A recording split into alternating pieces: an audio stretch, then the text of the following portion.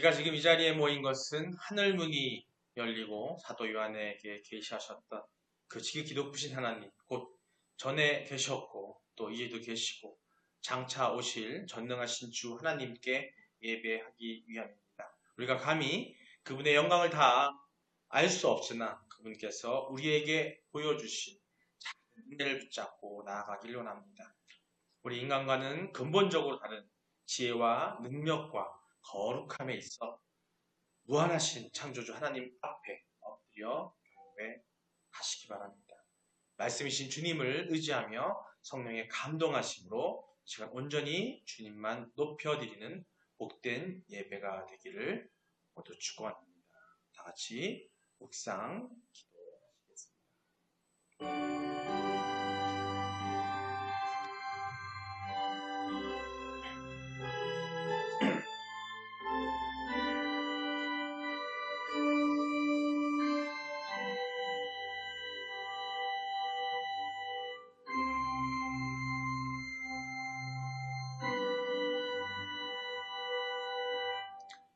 수고하고 무거운 짐진 자들아 다 내게로 오라. 내가 너희를 쉬게 하리라.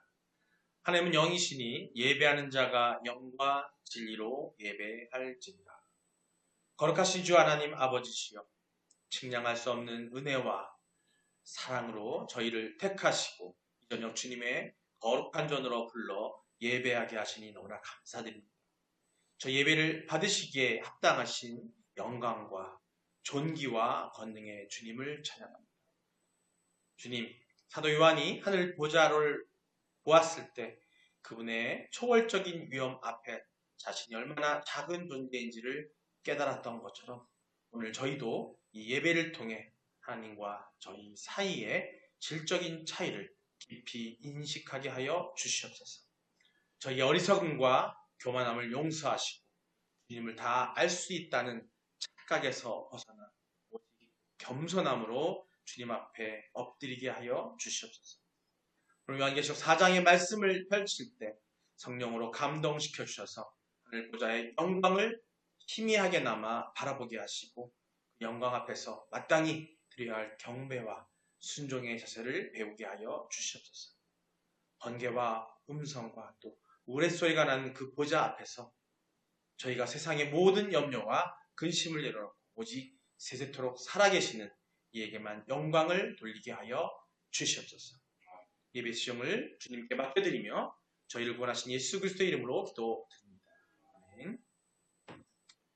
신앙 고백하시겠습니다. 전능하사 천지를 만드신 하나님 아버지를 내가 믿사오며 그 외아들 우리 주 예수 그리스도를 믿사오니 이는 성령으로 잉태하사 동정녀 마리아에게 나시고 본디오 빌라도에게 고난을 받으사 십자가에 못 박혀 죽으시고 장사한 지 사흘 만에 죽은 자 가운데서 다시 살아나시며 하늘에 오르사 전능하신 하나님 우편에 앉아 계시다가 저리로서 산자와 죽은 자를 심판하러 오시니 성령을 믿사오며 거룩한 공예와 성도가 서로 교통하는 것과 죄를 사하여 주시는 것과 몸이 다시 사는 것과 영원히 사는 것을 믿사옵나이다. 아멘. 예, 오늘 말씀 우리 계속 이어서 요한계시록 4장 1절로 11절 말씀 함께 봉독하겠습니다. 한 목소리로 봉독하겠습니다. 이 일 후에 내가 보니 하늘에 열린 문이 있는데 내가 들은 바 처음에 내게 말하던 나팔 소리 같은 그 음성이 이르되 이리로 올라오라. 이후에 마땅히 일어날 일들을 내가 내게 보이리라 하시더라. 내가 곧 성령에 감동되었더니 보라, 하늘의 보좌를 베풀었고 그 보좌 위에 앉으신 이가 있는데 앉으신 이의 모양이 벽옥과 홍보석 같고 또 무지개가 있어 보좌에 둘렸는데 그 모양이 녹버섯 같더라. 또 보좌에 둘려 24 보좌들이 있고 그 보좌들 위에 24 장로들이 흰 옷을 입고 머리에 금관을 쓰고 앉았더라. 보좌로부터 번개와 음성과 우레소리가 나고 보좌 앞에 켠 등불 7이 있으니 이는 하나님의 7 영이라. 보좌 앞에 수정과 같은 유리 바다가 있고 보좌 가운데와 보좌 주위에 네 생물이 있는데 앞뒤에 눈들이 가득하더라. 그 첫째 생물은 사자 같고 그 둘째 생물은 송아지 같고 그 셋째 생물은 얼굴이 사람 같고 독수리 같은데 네 생물은 각각 6 날개를 가졌고 그 안과 주위에는 눈들이 가득하더라. 그들이 밤낮 쉬지 않고 이르기를 거룩하다 거룩하다 거룩하다 주 하나님 곧 전능하신 이여 전에도 계셨고 이제도 계시고 장차 오실 이시라 하고 그 생물들이 보좌에 앉으사 세세토록 살아계시는 이에게 영광과 존귀와 감사를 돌릴 때에 24 장로들이 보좌에 앉으신 이 앞에 엎드려 세세토록 살아계시는 이에게 경배하고 자기의 관을 보좌 앞에 드리며 이르되 우리 주 하나님이여 영광과 존귀와 권능을 받으시는 것이 합당하오니 주께서 만물을 지으신지라 만물이 주의 뜻대로 있었고 또 지으심을 받았나이다 하더라. 아멘. 할렐루야. 예수의 보혈로 시든받고 또 흰 옷을 입고 세상에서 경주하는 승리하는 여러분 되시기를 주님의 축원합니다. 우리 서로 함께 인사하시겠습니다. 하나님은 당신을 사랑하십니다. 하나님은 당신을 사랑하십니다. 예수님이 당신과 함께 계십니다. 예수님이 당신과 함께 계십니다. 성령님이 당신을 이끌어 주십니다. 성령님이 당신을 이끌어 주십니다. 그래서 당신의 하나님의 보좌에 그리스도 예수와 함께 하실 겁니다. 그래서 당신의 하나님의 보좌에 그리스도와 함께 계십니다. 하나님 보좌, 지금 우리가 요한이 보고 있는 하나님 보좌를 보고 있잖아요. 여러분 함께 하실 거라니까. 네. 함께 하실 믿으시기 바랍니다. 네. 믿으시죠? 네. 오늘 제목이에요. 오늘 제목 같이 한번 읽어보겠습니다. 인간은 하나님과의 질적 차이를 철저히 인식해야 합니다. 아멘. 사랑하는 성도 여러분, 오늘 우리가 함께 읽은 요한계시록 4장 1절 11절 말씀이 있는데요. 사도 요한이 예수님의 부르심을 따라 이리로 올라가라는 음성을 듣고 하늘의 문을 통해 직접 목격한 하나님의 보좌에 대한 장엄한 환상, 거듭 말씀을 드리면 그 환상을 지금 보고 있는 거예요.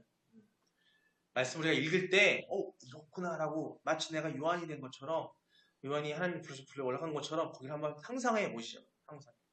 우리가 머릿속에 상상해 보면서 그걸 한번 상상해 보시는 거예요. 요한은 이 땅에서 고난과 핍박 가운데 있는 성도들에게 이 모든 역사를 주관하시고 완성하실 전능하신 통치자가 누구인지를 보여주기 위해서 이 놀라운 장면을 기록을 하고 있는 겁니다. 오늘 본문은 보좌에 앉으신 분, 그분을 둘러싼 우리 전에도 같이 했던 24 장로들, 그죠? 네 생물과 번개와 우레소리 그리고 수정 같은 유리바다에 이르기까지 이 세상에 언어로 표현할 수 없는 하나님의 영광과 위엄을 그 여러 가지 것들을 묘사하고 있어요. 우리는 이 환상을 통해서 우리가 예배하는 하나님이 이 세상에 그 무엇과도 비교할 수 없는 그런 초월적인 그 질적으로 다른 분임을 우리가 깨달아야 한다는 겁니다. 당장 우리가 오늘 4장 1절로부터 11절 읽었지만 그게 머릿속 상상이 안 되잖아요. 그죠? 근데 이게 과연 뭐냐? 하나님의 그 초월적 존재고 우리는 다르다라는 걸 갖다가 요한이 표시한 거예요. 그 뒤에 있는 것이 바로 그거란 겁니다. 의도. 우리가 하나님을 믿고 섬긴다고 할 때 가장 근본이 되어야 할 신앙의 태도가 뭐냐면 바로 하나님에 대한 올바른 인식인데 그 인식을 오늘 또 다시 한번 하자는 겁니다. 만약 우리가 하나님을 단지 우리의 소원을 들어주는 좋은 분 또는 우리의 생각이나 또 감정의 안에 가둘 수 있는 분으로 여긴다면 우리는 곧 교만이라는 덫에 걸리게 된다는 거예요. 오늘 설교의 제목처럼 인간은 하나님과의 질적 차이를 철저히 인식을 해야 됩니다. 요한이 목격한 하늘의 광경은 인간의 지혜나 능력으로는 결코 다 헤아릴 수도 또 알 수도 없는 하나님의 초월성 그리고 거룩하심을 증언하고 있는 거예요. 우리가 이 사실을 놓치는 순간 우리는 어떻게 신앙의 가장 기본적인 겸손함을 잃게 되는 겁니다. 마치 창조주와의 피조물의 경계를 넘나드는 위험한 시도에 빠지게 되는 거예요. 우리 스스로가 창조주한테 도전하는 일들. 사실 역사적으로 그런 일들이 너무나 많았어요. 내가 신이길 원하고 마치 내가 신이 된 것처럼 착하게 빠진 일들이 많다는 거죠. 크게는 그렇지만 작게는 내 스스로가 하나님을 업신여기고 병이 여기는 일들이 있다는 거죠. 나는 아니야? 난 그런 적 없어? 아니요. 우리가 그럴 때가 많아요. 오늘 그거를 깨닫고 그게 뭐냐면 하나님의 어떤 그만큼 초월적이고 우리가 분명히 직접적으로 다르다는 부분 정말 우리가 다르다는 것을 갖다가 인식하지 않고 인정하지 않는다면 우리는 그것에 빠질 수가 있다는 겁니다. 우리가 과연 어떤 하나님을 믿었으며 또 그 앞에 우리는 어떤 태도를 취해야 하는지를 오늘 함께 나누고자 합니다. 오늘 본문 중에서 6절에서 요한은 하나님 앞에 놓여진 수정과 같은 유리바다가 무엇을 뜻하는지 분명히 알 수 없습니다. 우리는 알 수가 없어요. 그러나 이는 아마도 수정으로 포장되어 있는 드넓은 공간을 뜻하는 것이 아닌가 생각됩니다. 즉 바다와 같이 넓은 것이 보좌 앞에 펼쳐져 있음을 의미하는 것인데 결국 이 표현은요. 하나님께서 인간과 분리되어 초월과 위험을 가지심을 암시적으로 시적으로 표현한 거예요. 시적으로. 본문 6절 한번 다시 한번 읽어보겠습니다. 6절입니다. 시작. 보좌 앞에 수정과 같은 유리바다가 있고 보좌 가운데와 보좌 주위에 네 생물이 있는데 앞뒤에 눈들이 가득하다. 오늘 6절 상반절을 보고 있는데요. 여러분 분명 요한은 예수님의 부르심으로 하늘나라와 하늘 보좌를 보고 그것을 기록하였어요. 그러나 그는 결정적으로 하나님과 자신이 서로 다른 존재임을 절실하게 느끼게 됩니다. 하나님 너무도 초월적인 존재고 그렇기 때문에 자신의 말이나 글로는 함부로 표현할 수 없었던 거예요. 이는 바다 편에 존재하는 미지의 세계만큼이나 요한에게는 멀게 느꼈던 겁니다. 요한의 계시록에 접하는 사람들도 요한의 그 계시록, 이 묵시록을 접하는 사람들도 이 사실을 꼭 알아야 한다고 생각했던 거예요. 왜냐하면 이렇게 인간과 무한한 질적 차이를 가지신 분들을 인간들이 글 몇 자로 판단하고 말 몇 마디로 묘사하고 하나님의 신성을 그 자체가 하나님의 신성을 모독하는 범죄를 저지르게 하는 것을 막기 위해서 이렇게 표현한 겁니다. 여러분 지금 요한은요. 누구도 해보지 않았던 일을 하고 있는 거예요. 그러나 이런 일들, 하늘나라의 일부를 보고 그분의 종말에 하실 일들에 대한 약간의 지식을 얻었다고 해서 자신이나 자신의 묵시, 자신의 계시록을 읽는 사람들이 하나님을 다 안다고 하고 그분의 계획이 우리 손안에 있다고 교만할 수 없는 일이라는 거죠. 많은 목회자분들이, 목사님들이 이 요한계시록을 연구하고 공부하고 또 해석해서 전하고 있는데 자칫 실수하는 일이 뭐냐면 자기가 이걸 다 알고 하나님의 이걸 통해서 하나님을 다 안다고 착각하는 것도 있다는 겁니다. 그게 가장 위험한 거거든요. 따라서 요한은 이런 참남, 이런 복잡하고 참담하고 어려운 이런 일을 경계하기 위해서 이런 일이 발생하는 것을 경계하기 위해서 하나님의 주변을 묘사하면서 그분의 초월성과 영광과 위엄을 밝힌 겁니다. 사실 인간만큼 교만할 가능성이 높은 존재가 없어요. 사실. 왜 그럴까요? 왜냐하면 인간은 하나님으로부터 이 세상의 어떤 피조물보다도 특별한 사랑을 받았기 때문에 더 많은 능력을 받았기 때문이라는 거죠. 여기에 더해서 때로 인간들은 스스로도 놀랄 정도로 엄청난 일들을 하고 있기 때문에 더 그럴 수 있어요. 지금 인간들이 많은 것들을 해내고 있잖아요. 그죠? 그 해내는 것들이 뭐냐면 자칫 잘못하면 이게 하나님을 향한 도전일 수 있는 거예요. 유전공학을 통해서 생명을 만들어내려고 하고 새로운 생물을 만들어내려고 하는 도전. 뭐 여러 가지 것을 발명해내고 만들어내고 있지만 그것이 하나님이 만들어놓은 모든 것 안에서 그 안에서 이루어지고 있다는 것이 아니라 그들이 그걸 해나감으로써 그런 착각에 빠진 일들이 많다는 거예요. 사실 근데 인간들 사이에서 봤을 때는 놀라운 일들 벌어지고 하는 일 사람들이 많잖아요. 우리가 상상도 못하는. 지금 우리가 쓰고 있는 이 스마트폰도 놀라운 일이에요. 우리 권사님 옛날에는 상상도 못했던 일이잖아요. 우리 아까도 얘기했지만은 지금 이게 뭔지 몰라가지고 못 써. 어떨 땐 두려워. 연세가 60대 이상이신 분들 같은 경우에는 이 스마트폰이 어떨 때는 내가 잘 모르기 때문에 두려운 존재예요. 하지만 엄청난 발명품이기도 하고 만들어내 보기도 하거든요.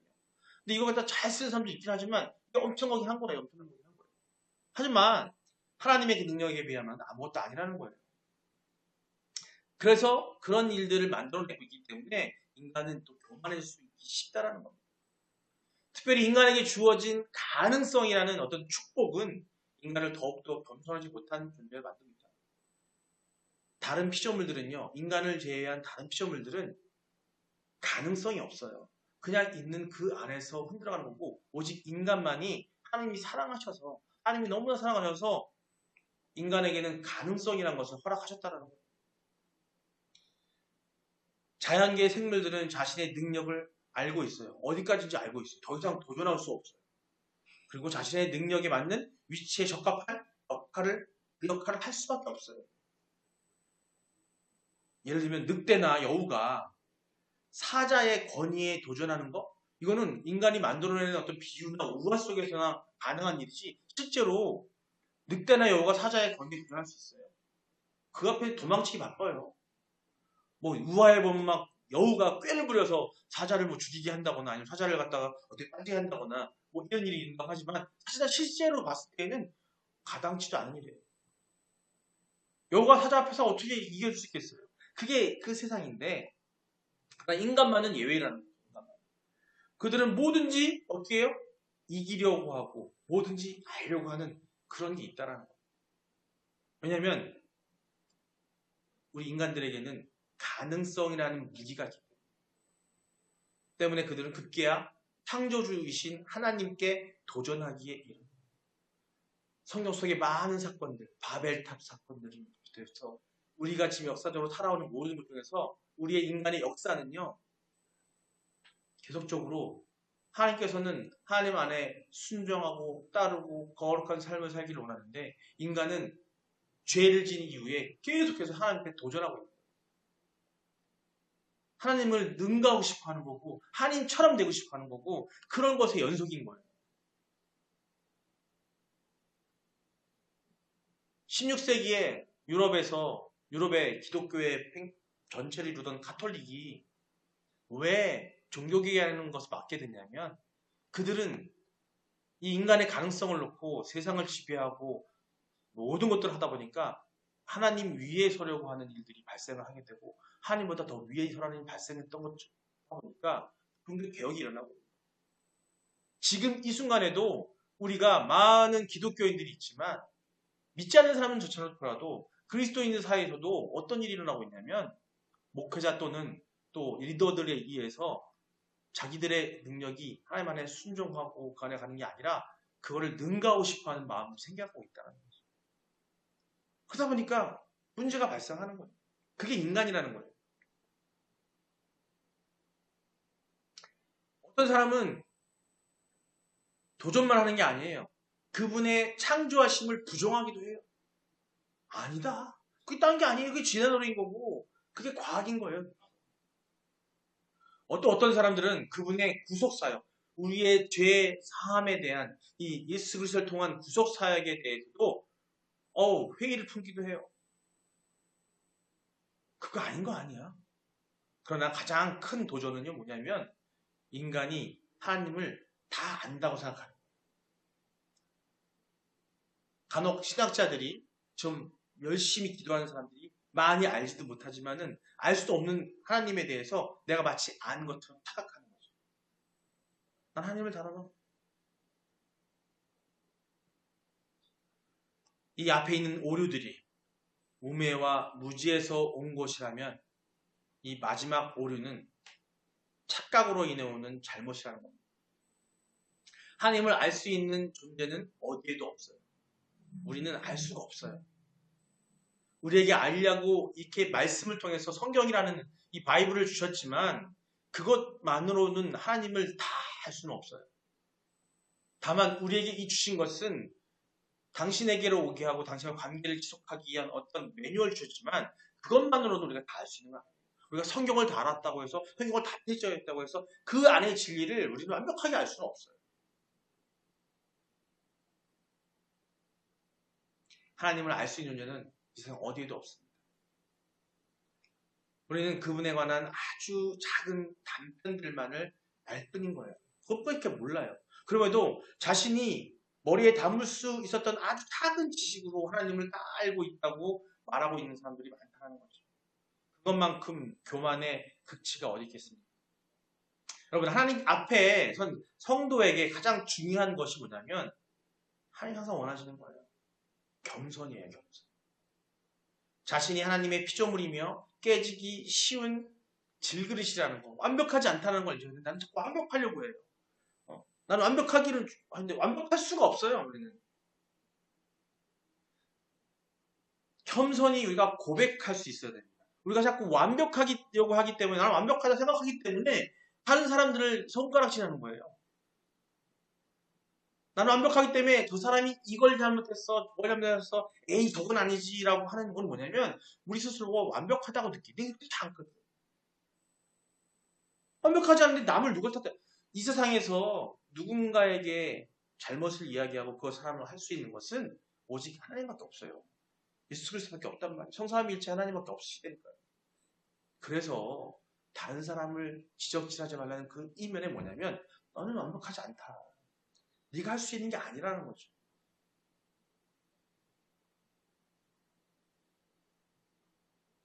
하나님과 우리 인간 자신과의 질적 차이를 인식하지 못하고 하나님 앞에 도전하고 하나님을 자기 멋대로 해석하는 사람들은 성도라고 할 수가 없어요. 나는 그러지 않아. 나는 오직 하나님께 그냥 하나님께 난 순종하고 있고 하나님 말씀을 따르고 있어? 아니요. 우리는 그러지 못하고 있다니까요. 그러지 못하고 있어요. 누구도 장담할 수 없어요. 장담할 수 없어요. 그렇기 때문에 우리는 하나님과 자신과의 질적 차이가 있음을 고백하는 게 우선이라는 거예요. 오늘 제목처럼 인간은 하나님과의 질적 차이를 철저히 인식해야 한다는 게 뭐냐면 우리가 고백할 수 있어야 되고 그것을 인정할 수 있어야 되는 거예요. 그렇게 했을 때 우리는 하나님이 계획하신 그 종말의 여러 가지 사건 앞에 무릎을 꿇을 수 있다는 겁니다. 우리가 그걸 인정하지 못했기 때문에 종말을 인정을 하지 못하고 그걸 인정하지 못할 수밖에 없고 예수님 오실 거를 인정하지 못한다는 거예요. 특별히 이 계시록 묵시 내용으로 한 계시록을 접하면서 작은 인간의 머리로 모든 것을 알 수 있다는 착각에 빠져서는 안 된다는 겁니다. 수많은 이단들이 자신과 하나님의 질적인 차이를 인식하지 못하였기 때문에 결국에는 지옥의 나락으로 떨어져 가고 있습니다. 떨어져 가고 있습니다. 한 단체가 돼서 하나님을 자기가 하나님인 것처럼 자기가 그런 교만성에 빠진 것만이 문제가 아니에요.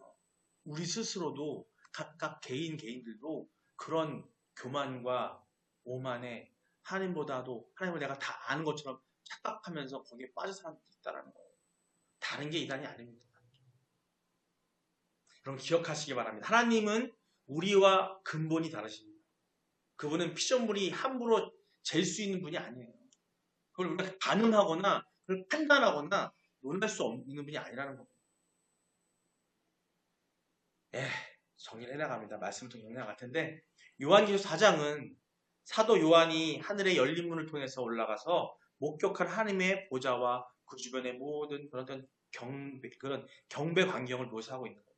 벽옥, 홍보석, 녹보석 같은 광채와 번개, 우레소리 그리고 수정 같은 유리바다로 둘러싸인 보좌는 하나님의 초월적인 위엄과 영광을 나타내기 위해서 그 최선을 다해 표현한 거예요.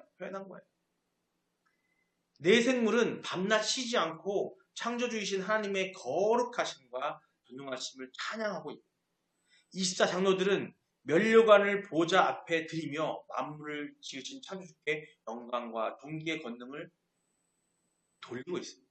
이 환상은 인간이 감히 다 알 수도 없고 잴 수도 없는 하나님과 인간 사이의 무한한 질적 차이를 선포하고 있는 거예요.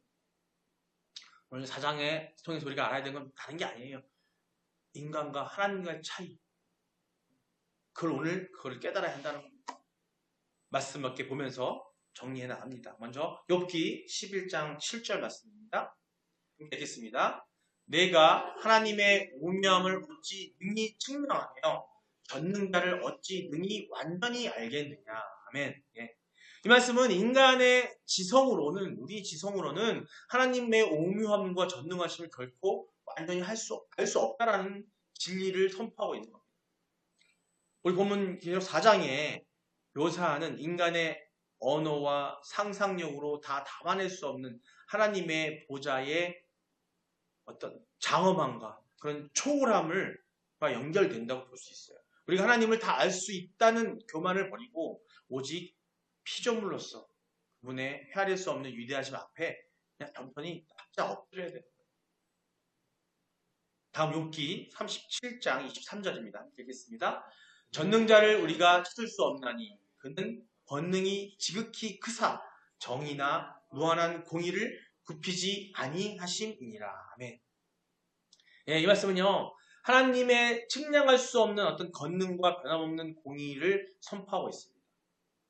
오늘 본문 4장에서 보좌로부터 나오는 번개와 음성과 우레소리, 그분의 지극하신 크신 권능의 심판의 정의를 상징하고 있는 겁니다. 인간이 그분을 다 찾고 파악할 수 없기 때문에 우리는 그분의 통치와 심판의 계획, 이 계시록에 나오는 모든 내용들 앞에서 우리가 작은 판단을 앞세우지 말고 그분의 절대 주권을 인정하고 그 경외를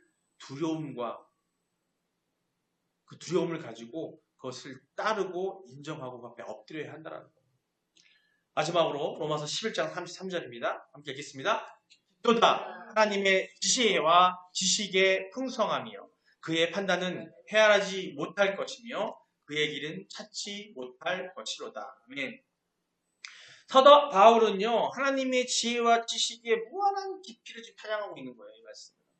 이는 곧 인간이 그분의 계획이나 뜻을 우리가 알 수 없어요. 헤아릴 수 없다는 겁니다. 계속 4장에 보는 보좌에 대한 환상은 바로 그 헤아릴 수 없는 하나님이 만물을 지으셨고 또 통치하신다는 근거를 제시하고 있는 겁니다. 우리가 계시록의 어려운 예언들을 대할 때 우리가 작은 지식으로 다 알려고 하기보다는 그분의 깊은 섭리를 신뢰하고 찬양해야 함을 깨닫게 됩니다. 이 계시록을 특히 볼 때에 우리는 지극히 겸손해져야 돼요. 이걸 내가 마치 아는 것처럼 많은 목회자들이 이 계시록을 다양한 형태로 해석해서 어떻게 전하는 거냐, 그걸 해석해서 내가 해석하면 맞다 그러고 있는데 그건 우리가 다 알기 쉽지 않아요. 있는 그대로 제일 그 자세가 뭐냐면 이 묵시록을 볼 때에는 우리는 지극히 다르다는 거, 하나님과 우리는 다르다는 거, 주님과 우리는 다르다는 걸 인정한 상태에서 겸허하게 받아들이는 어떤 그런 마음을 가져야 한다는 겁니다. 예, 겸손하십시오. 하나님을 우리의 틀에 가두지 마시고 우리가 아는 것은 그분의 영광과 그 일부일 뿐이라는 걸 인정하시기 바랍니다. 또 경배하십시오. 하나님은 우리가 감히 잴 수 없는 분이기 때문에 우리가 오직 그분께만 영광과 존귀와 찬양을 돌리는 것이 마땅하다는 겁니다. 다른 곳에 치우치시면 병원 쳐들 겨를이 없어요. 오직 하나님께만 나가보고 오직 하나님께만 엎드릴 수 있는 여러분 되시기 바랍니다. 하나님과의 질적 차이를 인정하고 그분 앞에 겸손히 엎드리는 자마다 주께서 주시는 참된 지혜와 평안을 누리게 될 겁니다. 전능하신 하나님께서 모든 환난과 고난 속에서도 저와 또 여러분을 그 능력의 발로 붙들어 주시기를 축원합니다. 우리 다 같이 한 목소리로 기도하기 원합니다.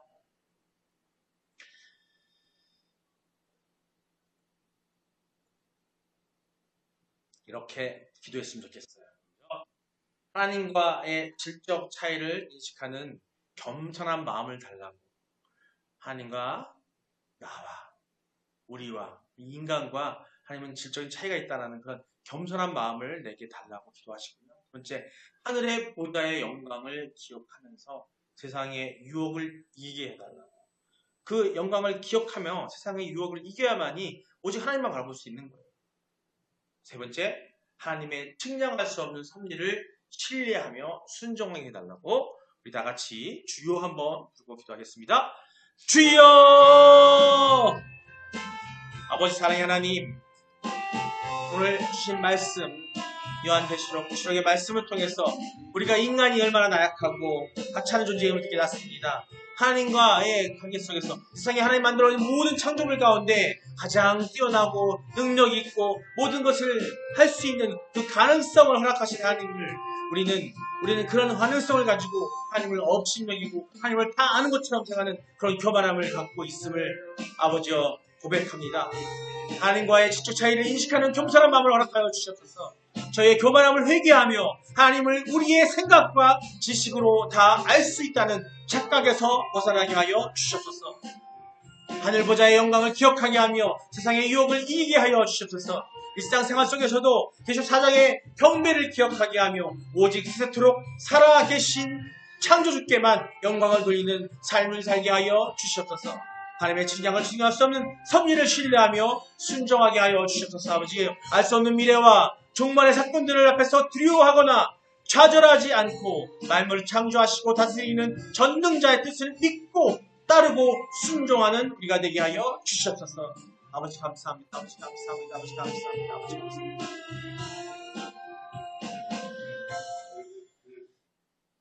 만물을 지으시고 영광과 존귀와 권능을 받으시기에 합당하신 주님, 하나님 아버지시여, 오늘 요한계시록 4장의 말씀을 통해 하늘의 보좌의 영광과 그 지극히 크신 위엄을 다시 한번 깨닫게 하시니 너무나 감사합니다. 저희가 피조물로서 감히 주님을 알 수 없으나 주께서 계시해 주신 만큼 진리를 붙잡고 경외함으로 살아가기를 원합니다. 번개와 우레소리 그리고 수정 같은 유리바다로 둘러싸인 그 초월적인 영광 앞에서 저희의 작은 지식과 능력을 내려놓고 오직 주님만이 창조주이시며 통치자이심을 고백하게 하여 주시옵소서. 저희 삶의 모든 영역에서 교만을 버리고 겸손히 주님을 인정하게 하시고 내세물과 24 장로들처럼 밤낮 쉬지 않고 거룩하다 거룩하다 거룩하다 외치는 영원한 예배의 동참자가 되게 하여 주시옵소서. 이제 저희가 이 예배를 마치고 각자 삶의 자리로 돌아갑니다. 저희가 만나는 모든 일들 가운데서도 주님의 초월적인 주권을 인정하며 순종하게 하시고 세상의 어떤 시험과 환난 속에서도 전능하신 하나님을 붙들고 승리하게 하여 주시옵소서. 이 모든 말씀을 우리 주 예수 그리스도의 이름으로 간절히 축복하며 기도드리옵나이다. 아멘. 기도로 예배를 마치도록 하겠습니다. 하늘에 계신 우리 아버지여, 이름이 거룩히 여김을 받으시오며 나라의 마옵시며 뜻이 하늘에서 이룬 것 같이 땅에서도 이루어지이다. 오늘날 우리에게 일용할 양식을 주시옵고 우리가 우리에게 죄진 자를 사하여 준 것 같이 우리의 죄를 사하여 주옵시고 우리를 시험에 들게 하지 마시옵고 다만 악에서 구하시옵소서. 나라와 권세와 영광이 아버지께 영원히 있사옵나이다. 아멘.